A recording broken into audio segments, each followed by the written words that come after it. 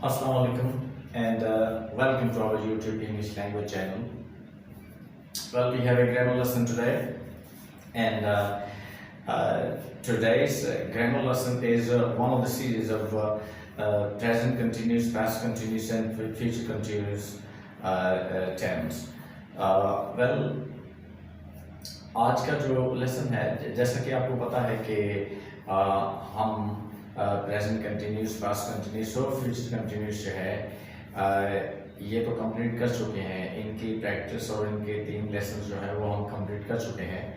लेकिन आज के इस लेसन में हम प्रेजेंट कंटिन्यूस, पास्ट कंटिन्यूस और फ्यूचर कंटिन्यूस को हम एक टाइम एडवर्बियल फ्रेज के साथ इनको हम ज्वाइन करेंगे और देखेंगे कि फिर हम इसका क्या मीनिंग है। तो आज के इस लेसन में बहुत सारे लोगों की एक जो गलत फहमी है वो भी दूर हो जाएगी।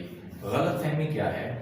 गलत फहमी ये है कि जो प्रेपोजिशन फोर है, FOR 4, ये काफ़ी कंफ्यूजिंग है क्योंकि इसका जो मीनिंग है ये टेंस यूज के ऊपर डिपेंड करता है।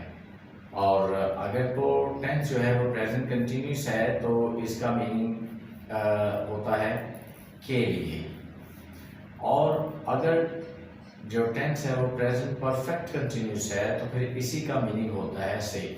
तो फिलहाल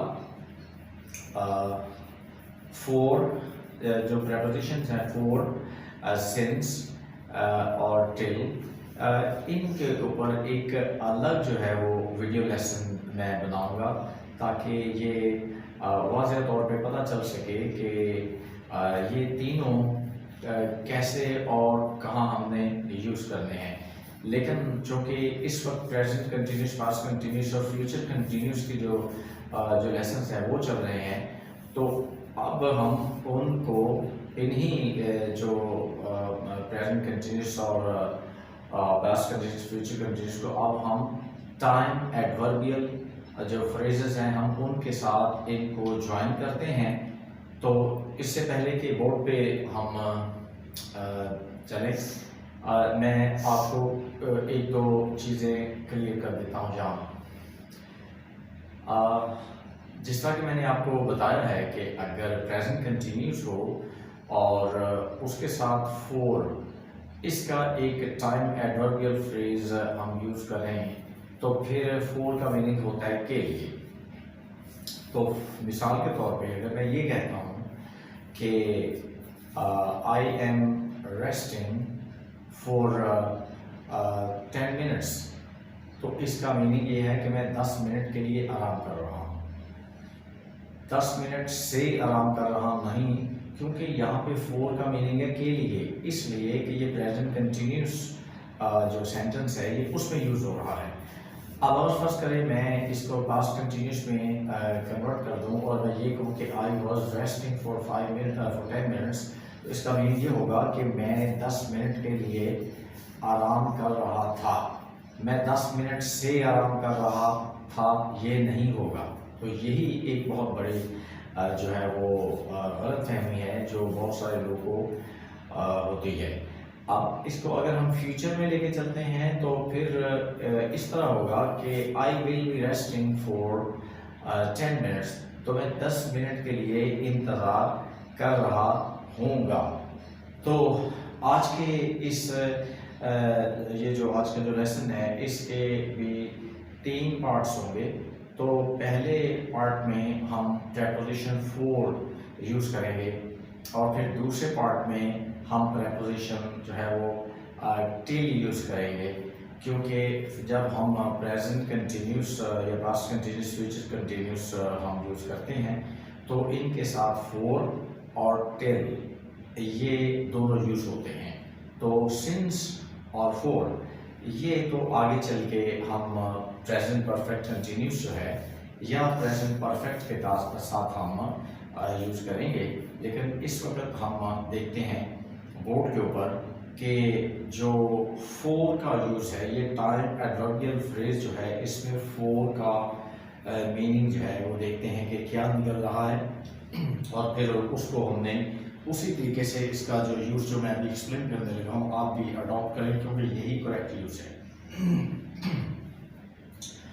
तो यहाँ पर 6 सेंटेंसेस मैंने लिखे हुए हैं।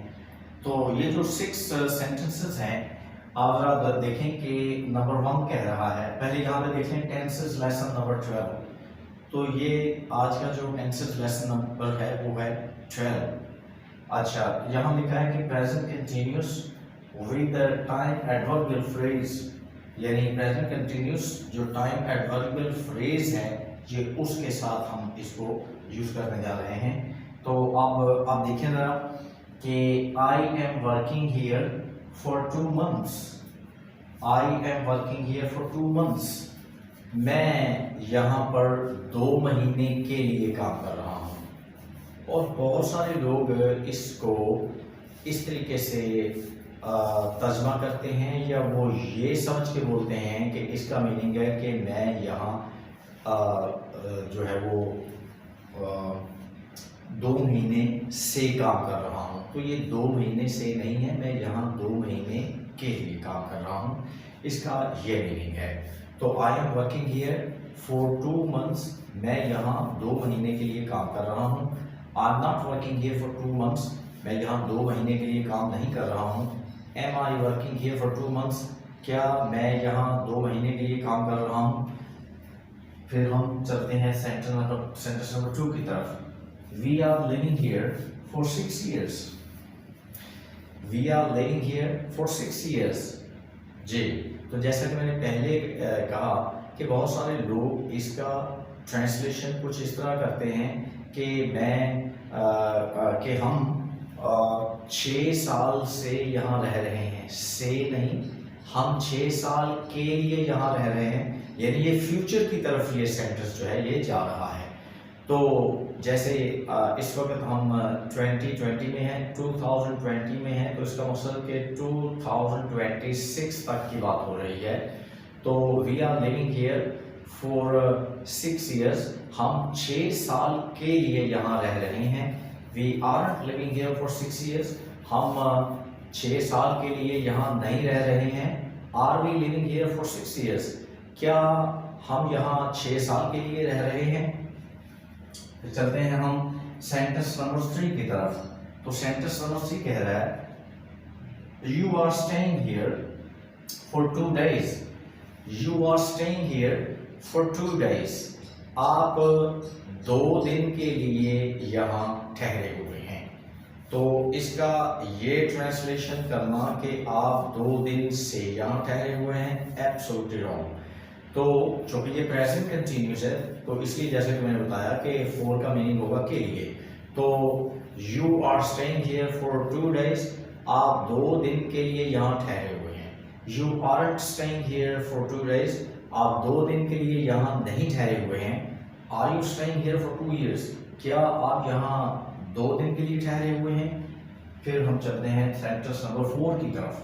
तो सेंटेंस नंबर 4 कह रहा है they are playing here for 2 hours। They are playing here for 2 hours। वो 2 घंटे के लिए यहाँ खेल रहे हैं। मैं फिर आपको याद ध्यान करा दूं कि इसका ट्रांसलेशन ये नहीं होगा कि वो 2 घंटे से यहाँ खेल रहे हैं, बिल्कुल नहीं। वो 2 घंटे के लिए यहाँ खेल रहे हैं। They are playing here for 2 hours। वो 2 घंटे के लिए यहाँ खेल रहे हैं। They aren't playing here for 2 hours। वो 2 घंटे के लिए यहाँ नहीं खेल रहे हैं। Are they playing here for 2 hours, क्या वो 2 घंटे के लिए यहाँ खेल रहे हैं। तो अब हम चलते हैं सेंटेंस नंबर 5 की तरफ। He is sitting here for a few minutes. He is sitting here for a few minutes, वो चंद एक मिनटों के लिए यहाँ बैठा हुआ है। तो अगर इसका तर्जमा को ये करे कि वो चंद एक मिनटों से यहाँ बैठा हुआ है, तो से नहीं बल्कि के लिए बैठा हुआ है। तो he is sitting here for a few minutes, वो चंद एक मिनटों के लिए यहाँ बैठा हुआ है। He isn't sitting here for a few minutes, वो चंद एक मिनटों के लिए यहाँ नहीं बैठा हुआ है। Is he sitting here for a few minutes, क्या वो यहाँ चंद मिनटों के लिए बैठा हुआ है। फिर हम चलते हैं सेंटेंस नंबर 6 की तरफ। तो सेंटेंस नंबर 6 देखें, she is standing here for 5 minutes. She is standing here for 5 minutes. वो 5 मिनट के लिए यहाँ खड़ी है। तो इसका तर्जमा ये समझ के करना कि वो 5 मिनट से यहाँ खड़ी है, बिल्कुल गलत। तो she is standing here for 5 minutes, वो 5 मिनट के लिए यहाँ खड़ी है। She isn't standing here for 5 minutes, वो 5 मिनट के लिए यहाँ नहीं खड़ी है। Is she standing here for 5 minutes, क्या वो 5 मिनट के लिए यहाँ खड़ी है। तो ये जो 6 सेंटेंसेस हैं इनको मैंने एक्सप्लेन किया है। तो इसमें जो टाइम एडवर्बियल फ्रेज में प्रेपोजिशन फॉर यूज हुआ, जिसका मीनिंग क्या है, के लिए, ठीक है, से नहीं, के लिए। तो अब हम नेक्स्ट पार्ट की तरफ चलते हैं जिसमें हम टिल यूज करेंगे। तो अब हम चलते हैं जो आज का वीडियो लेसन है इसका पार्ट नंबर 2 की तरफ। तो मैं फिर एक चीज़ क्लियर कर दूं कि फॉर प्रेपोजिशन है और इसके बाद जो टिल है, अभी हम टिल यूज़ करेंगे। तो ये दोनों जो हैं, जो इनको हम यूज़ करते हैं, तो इन दोनों में फ़र्क क्या है। फ़र्क ये है कि जो फॉर है वो एक टाइम पीरियड के लिए यूज़ होता है, जैसे 2 मिनट, जैसे 2 घंटे, जैसे 2 दिन, 2 हफ्ते, 2 महीने, 2 साल या 6 महीने टाइम पीरियड के लिए। लेकिन जो टिल है वो जो पॉइंट होता है टाइम का, वो उस तक के लिए यूज होता है। मिसाल के तौर पे उर्दू में हम कहते हैं ईद तक, शाम तक, दोपहर तक, 9:30 बजे तक, अच्छा, दोपहर के खाने तक। तो ये जो दोपहर का खाना, ये मकसद जो पॉइंट है, एक स्पेसिफिक पॉइंट है टाइम का, ये हम उसके लिए यूज़ करते हैं। जबकि जो फॉर है, फॉर हम एक पीरियड जो होता है जो टाइम का, हम उसके लिए यूज़ करते हैं। तो लिहाजा जब हम ये कहते हैं कि शाम तक, तो ज़ाहिर है उर्दू में भी तो हम यही कहते हैं ना कि तक, और इंग्लिश में कहते हैं टिल। तो जिस तरह मैंने अभी आपको कुछ मिसालें दी हैं, तो उसी के मुताबिक यानी ये टिल जो है उसका इस जो टाइम एडवर्बियल फ्रेज है उसमें तक ही तर्जमा निकलेगा। तो इस ये जो पार्ट 2 है, इसमें हमने जो पास्ट कंटिन्यूस है, इसको हमने टाइम एडवर्बियल फ्रेज के साथ जो है वो ज्वाइन करके, तो जो है हमने इसको इसका मीनिंग लिया है। तो देखते हैं कि इसका क्या ट्रांसलेशन आ रहा है। तो अब हम चलते हैं बोर्ड की तरफ। तो देखें, I was doing my work till evening. I was doing my work till evening, मैं शाम तक अपना काम कर रहा था। आई wasn't doing my work till evening, मैं शाम तक अपना काम नहीं कर रहा था। Was I doing my work till evening, क्या मैं शाम तक अपना काम कर रहा था। तो ये नंबर 1 था। अब चलते हैं नंबर 2 की तरफ। We were talking till midnight. We were talking till midnight, हम आधी रात तक बातें कर रहे थे। We weren't talking till midnight, हम आधी रात तक बातें नहीं कर रहे थे। Were we talking till midnight, क्या हम आधी रात तक बातें कर रहे थे। फिर चलते हैं हम नंबर 3 की तरफ। नंबर 3 कहता है, You were watching TV till 7 PM. You were watching TV till 7 PM. आप शाम 7 बजे तक टीवी देख रहे थे। You weren't watching TV till 7 PM. आप शाम 7 बजे तक टीवी नहीं देख रहे थे। Were you watching TV till 7 PM? क्या आप शाम 7 बजे तक टीवी देख रहे थे। फिर उसके बाद चलते हैं हम नंबर 4 की तरफ। तो नंबर 4 कह रहा है, They were playing till lunch time. They were playing till lunch time. वो दोपहर के खाने तक खेल रहे थे। They weren't playing till lunch time. वो दोपहर के खाने तक नहीं खेल रहे थे। Were they playing till lunch time, क्या वो दोपहर के खाने तक खेल रहे थे। फिर हम चलते हैं सेंटेंस नंबर 5 की तरफ। He was sitting here till afternoon. He was sitting here till afternoon, वो दोपहर तक यहाँ बैठा हुआ था। He wasn't sitting here till afternoon, वो दोपहर तक यहाँ नहीं बैठा हुआ था। Was he sitting here till afternoon, क्या वो दोपहर तक यहाँ बैठा हुआ था। तो ये हो गए नंबर 5 सेंटेंस। और अब हम चलते हैं नंबर 6, सेंटेंस नंबर 6 की तरफ चलते हैं। सेंटेंस नंबर 6 कह रहा है She was doing the home chores till 10 a.m. She was doing the home chores till 10 a.m. She was doing the home chores till 10 a.m. वो सुबह 10 बजे तक घर के काम कर रही थी। She wasn't doing the home chores till 10 a.m. वो 10 बजे तक, वो सुबह 10 बजे तक घर के काम नहीं कर रही थी। Was she doing the home chores till 10 a.m. क्या वो सुबह 10 बजे तक घर के काम कर रही थी। तो ये पास्ट कंटिन्यूस, यानी ये जो टिल है ये प्रेजेंट कंटिन्यूस की तरह उसके साथ भी इसी तरह यूज हो सकता है जैसे ये पास्ट कंटिन्यूस के साथ हुआ, और ये इसी तरह ये फ्यूचर कंटिन्यूस के साथ भी यूज हो सकता है। मैं आपके सामने एक दो एग्जाम्पल सेंटेंसेस बोलता हूँ, तो जरा देखें। We are talking for 2 minutes, हम 2 मिनट के लिए बात कर रहे हैं। We were talking for 2 minutes, हम 2 मिनट के लिए बात कर रहे थे। और फिर अभी हम पढ़ेंगे future. We will be talking for 2 minutes, हम 2 मिनट के लिए बात कर रहे होंगे। तो ये पार्ट 2 जो है ये टिल इस पे यूज किया। तो अब हम पार्ट 3 की तरफ चलते हैं जी। तो अब हम चलते हैं पार्ट नंबर 3 जो आज के वीडियो लेसन का है। तो इस पार्ट नंबर 3 में भी जो टाइम एडवर्बियल क्लॉज है उसमें मैंने टिल ही यूज किया है। तो मैं आपको फिर एक दफ़ा रिमाइंड करवा दूँ कि प्रेजेंट कंटिन्यूस, पास्ट कंटिन्यूस और फ्यूचर कंटिन्यूस में फॉर और टिल यूज होते हैं।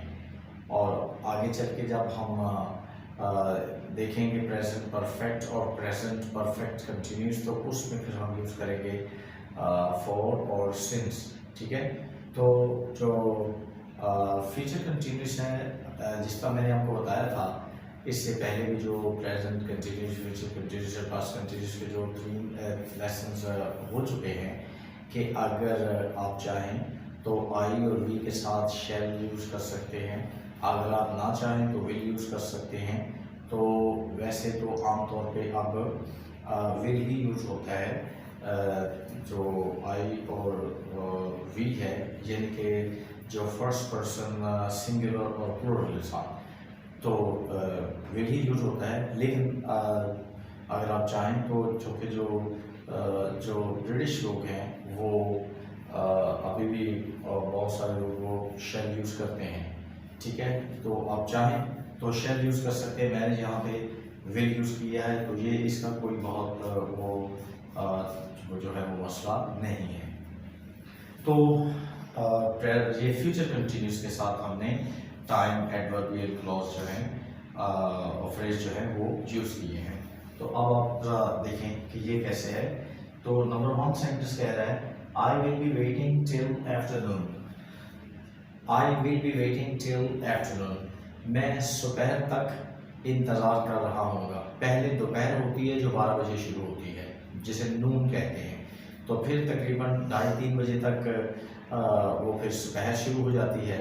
तो I will be waiting till afternoon, मैं दोपहर तक इंतज़ार कर रहा हूँगा। अब वोंट बी, विल नॉट का कॉन्ट्रैक्शन पहले पढ़ चुके हैं। Won't, I won't be waiting till afternoon, मैं दोपहर तक इंतज़ार नहीं कर रहा हूँगा। Will I be waiting till afternoon, क्या मैं दोपहर तक इंतज़ार कर रहा हूँगा। Number 2, we will be talking till evening. We will be talking till evening. हम शाम तक बातें कर रहे होंगे। We won't be talking till evening. हम शाम तक बातें नहीं कर रहे होंगे। Will we be talking till evening, क्या हम शाम तक बातें कर रहे होंगे। फिर चलते हैं नंबर 3 की तरफ। You will be playing chess till 9 p.m. You will be playing chess till 9 p.m. आप रात 9 बजे तक शतरंज खेल रहे होंगे। You won't be playing chess till 9 p.m. आप रात 9 बजे तक शतरंज नहीं खेल रहे होंगे। Will you be playing chess till 9 p.m. क्या आप रात 9 बजे तक चेस खेल रहे होंगे, यानी कि शतरंज खेल रहे होंगे। फिर नंबर 4 पे आ जाए। They will be sitting here till noon. They will be, देखें, they will be sitting here till noon. वो दोपहर तक यहाँ बैठे हुए होंगे। They won't be sitting here till noon. वो दोपहर तक यहाँ नहीं बैठे हुए होंगे। Will they be sitting here till noon? क्या वो दोपहर तक यहाँ बैठे हुए होंगे। फिर हम चलते हैं सेंटेंस नंबर 5 की तरफ। He will be lying here till morning. He will be lying here till morning. He will be lying here till morning. वो सुबह तक यहाँ लेटा हुआ होगा। He won't be lying here till morning. वो सुबह तक यहाँ नहीं लेटा हुआ होगा। Will he be lying here till morning? क्या वो सुबह तक यहाँ लेटा हुआ होगा। फिर हम चलते हैं नंबर 6 की तरफ। She will be worshipping here till midnight. She will be worshipping here till midnight. वो यहाँ पर आधी रात तक इबादत कर रही होगी। She won't be worshipping here till midnight. वो आधी रात तक यहाँ इबादत नहीं कर रही होगी। Will she be worshipping here till midnight? क्या वो आधी रात तक यहाँ इबादत कर रही होगी। तो ये थे 6 सेंटेंसेस जो हमने प्रेजेंट कंटिन्यूस के साथ जिनको हमने ज्वाइन किया, यानी कि जो टाइम एडवर्बियल क्लॉज है उसके साथ। तो मैं फिर एक दफ़ा आपको बताता हूँ कि इंशाल्लाह एक कंप्लीट वीडियो लेसन जो है वो फॉर, टिल और सिंस के ऊपर जो है हम बनाएंगे, और ताकि ये तीनों जो हैं इनको हम स्पेसिफिकली एक्सप्लेन किया जाएगा, ताकि ये इनका जो सही यूज़ है वो आपको समझ में आ सके। तो ये जो हमने 3 जो हमें ये प्रपोजिशंस यूज़ किए हैं, इसका आपके सामने मेरा ख्याल है कि आप इसको अच्छे तरीके से इस लेसन को समझ गए होंगे, जिसमें हमने 3 पार्ट्स में प्रेजेंट कंटिन्यूस के साथ टाइम एडवर्बियल फ्रेज लगाए, फिर जो पास्ट कंटिन्यूस के साथ लगाए, और फिर अभी फ्यूचर कंटिन्यूस के साथ लगाए हैं। तो ख़ास तौर पे ये चीज़ तो एग्जाम में भी आती है कि आप सही प्रेपोजिशन जो है वो यूज़ करें। तो इन चीज़ों के ऊपर थोड़ा सा आप फोकस करें, और ये चीज़ें आपको आपके एग्जाम्स के लिए भी बड़ी हेल्पफुल साबित हो सकती हैं। तो ये जो आज का लेसन है, उम्मीद है कि ये आपको समझ में अच्छी तरीके से आया होगा। और फिर जाने से पहले, प्रोग्राम वाइंड अप करने से पहले जो है मैं आपको रिमाइंड करवा दूँ कि आप अपने जो फ्रेंड्स हैं, आपके जो क्लास फेलोज़ हैं और जो टीचर्स हैं, आपके जो कॉलीग्स हैं, उनको भी कहें कि वो हमारे चैनल को ज़्यादा से ज़्यादा सब्सक्राइब करें, ताकि हमें एनकरेजमेंट मिले, और इंशाल्लाह फिर मज़ीद जो है बेहतर तरीके से और बेहतर लेसन जो है आपके सामने जो रखेंगे। तो उम्मीद है कि आपको आज के लेसन क्लियरली समझ आएगा। तो बहुत शुक्रिया वीडियो देखने का और लेसन देखने का। अल्लाह हाफ़िज़।